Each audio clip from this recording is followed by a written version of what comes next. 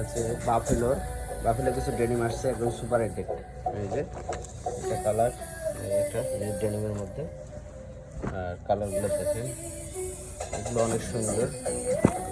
এই দেখেন, এটা হচ্ছে বাফেলোর অরিজিনাল, একদম সুপার ইনটেক করা বাফেলোর ডেনিমগুলো। কালার কয়েকটা হবে, একদম এক্সক্লুসিভ আর কি। এই যে